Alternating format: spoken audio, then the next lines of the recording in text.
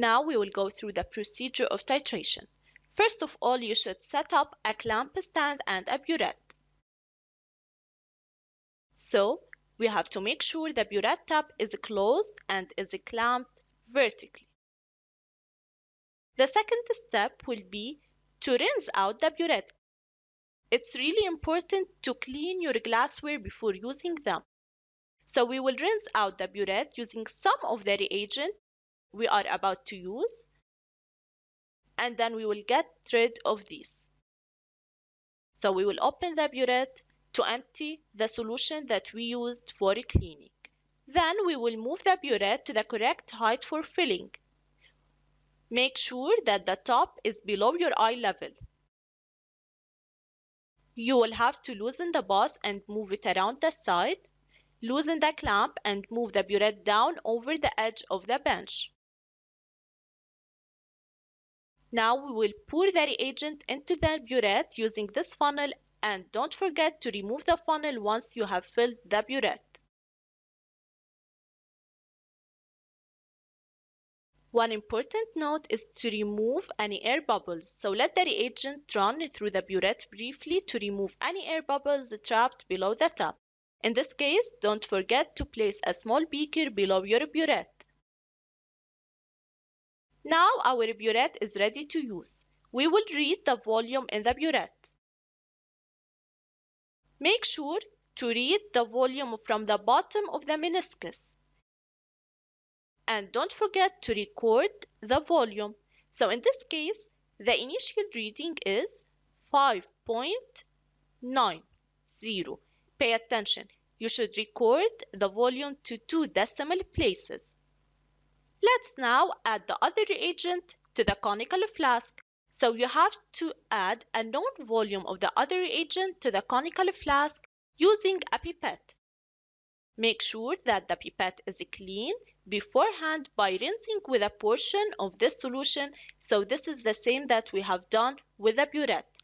But now you will rinse the pipette with the solution that you will be transferring to the conical flask. We will add an indicator to the conical flask, and this indicator will help us to determine the end point or the equivalence point. You have to add 2 to 3 drops of the indicator to the conical flask. Now we are ready to start the titration. We will add the titrant, which is in the burette, to the flask until we think we are close to the end point. Then we will constantly swirl the flask. The color change is easier to see against a white background, so use a white tile at the bottom of the conical flask to help you. So again, we will add the titrant until we think we are close to the end point. Then we will be shaking the flask. And to help us observe the color change, we will use a white background. Let's now find the end point. To find the end point, we will add the reagent from the burette drop by drop while constantly mixing until the end point is reached. The end point is when a permanent color change occurs. So now the color is changing from pink to colorless. Once the solution becomes colorless, this means that we have reached the end point. And don't forget, of course, to record the final volume. So we will record the final reading of the burette into the titration table, and then we will be able to calculate the volume used and to find the unknown concentration. What's the reading of this burette? Excellent. So this is 31.20.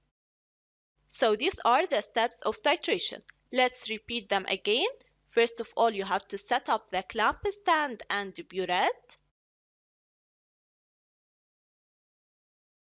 Then you will rinse out the burette with the solution to be filled in the burette.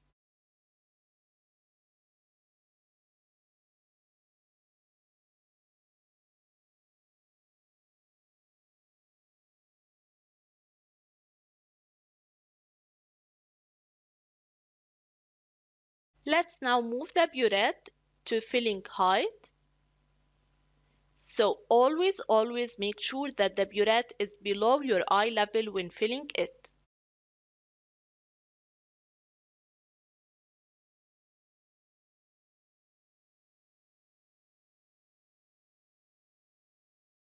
Now we are ready to pour the reagent into the burette using this funnel. Don't forget to remove the funnel when the burette is filled. We should also remove any air bubbles trapped below the tap. Take the initial reading of the burette, then add the other reagent to the flask using a volumetric pipette and a pipette filler. Add 2 to 3 drops of the indicator to the conical flask. This indicator will help you to detect the endpoint or the equivalence point.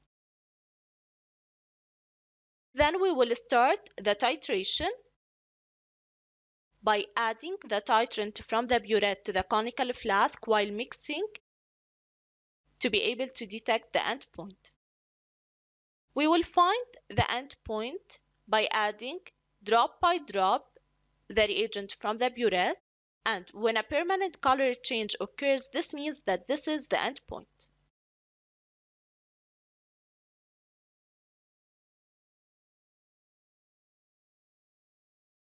And finally, take the final reading on the burette.